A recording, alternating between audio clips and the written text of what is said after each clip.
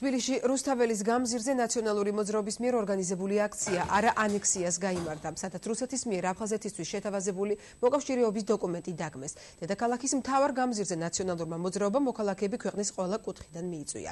აქციის მონაწილეებმა და გამომსვლელმა საქართველოს ხელისუფლების საგარეო პოლიტიკა დაიწუნეს და ოკუპირებულ ტერიტორიებთან მიმართებაში რუსეთის დამოკიდებულება კიდევ ერთხელ დაგმეს.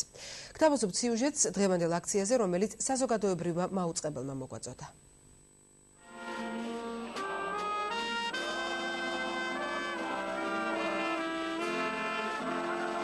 შეძახილებით ჰიმნით და ლოზუნგით არა ოკუპაციას ერთიანი ნაციონალური მოძრაობის აქცია რუსთაველის გამზირზე 5 საათზე დაიწყო.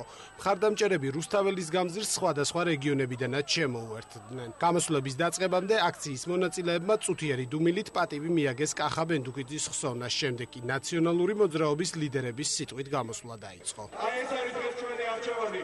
ვიქნებით ჩვენ ფილიპე მახარაძეს და სერგო ორჯონიკიძის საქართველო, თუ ვიქნებით დავით აღმაშენებლის, გიორგი ფხიმალის, ფარნავაზის, ვახტანგ გორგასლის საქართველო.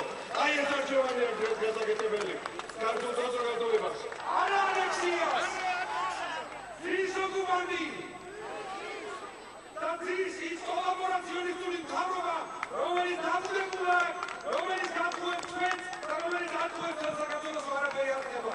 ამით წლის შემდეგ ისე მოგვიწია და ხასვარ ფედრიერიო ქართული ჯანოსნების სამხედრო საქართველოდან ვართ თბილისში დაიწოდეთ ეს უნდა იყოს მარტო არა ოკუპაციას არამედ გერმანელი ხელისუფლების უმოქმედო უნიატო ხელისუფლების დემონტაჟის დასაწყისი. ოკუპირებული აფხაზეთის ანექსიაზე განცხადებებთან ერთად დღეს ხელისუფლების მწვავე კრიტიკაც ისმოდა ნაციონალური მოძრაობის წევრებმა მთავრობის საშინაო და საგარეო პოლიტიკა გააკრიტიკეს. კოლაბორაციონისტი მთავრობა ძირს ივანიშვილის დიქტატურა და დაიწყოს ხელისუფლების დემონტაჟი. ასეთი იყო გამომსვლელების პათოსი. დღევანდელი აქცია არის სიგნალი, რომელიც უნდა გაეგზავნოს ჩვენ წელს 40 კილომეტრში. მაგრამ 40 კილომეტრში კანი ვერაფერს ვერ დაგვაგებს. თუ აფხაზეთში კოლაბორაციონისტი მთავრობა არ გვეძლება. აქედან ყველგან უთხრათ ვიცი ივანიშვილს და ღარიბაშვილს. არა! ვიცი ივანიშვილს და ღარიბაშვილს ვაუბრებით. ჩვენ არ დავიშლებით, ჩვენ ვიქნებით ძლიერები და მერჯერ შევიკრიბებით იმისთვის, რომ ერთიანი იყოს საქართველო. რუსეთს დაჩოქილი საქართველო უნდა. ჩვენ კი არაფერს არ ვიჩოქებთ. ჩვენ ყოველთვის ვიბრძოლებთ ბოლომდე და გავაკეთებთ ჩვენს გასაკეთებელ საქმეს.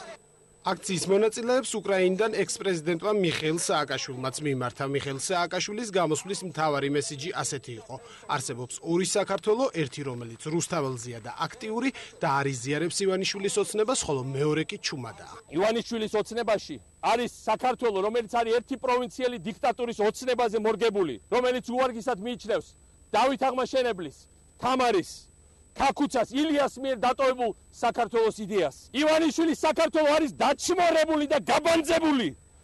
საქართველო, ჩვენი საქართველო არის ის, რაც ყოველთვის იყო ამაყი ღირსეული, განსაკუთრებული ქვეყანა. თუ ასე გაგრძელდა, ჩვენი ქვეყანა განწირულია. მას არ აქვს მომავალი საერთოდ.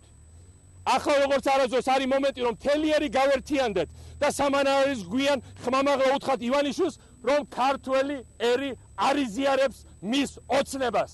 აქციას არასამთავრობო ორგანიზაცია აფხაზთა კრებაც შეუერთა. მათი სახელით გამოსვლებმა ეგრეთ წოდებული რეზოლუციაც წაიკითხეს და რამდენიმე მოთხოვნა წამოაყენეს.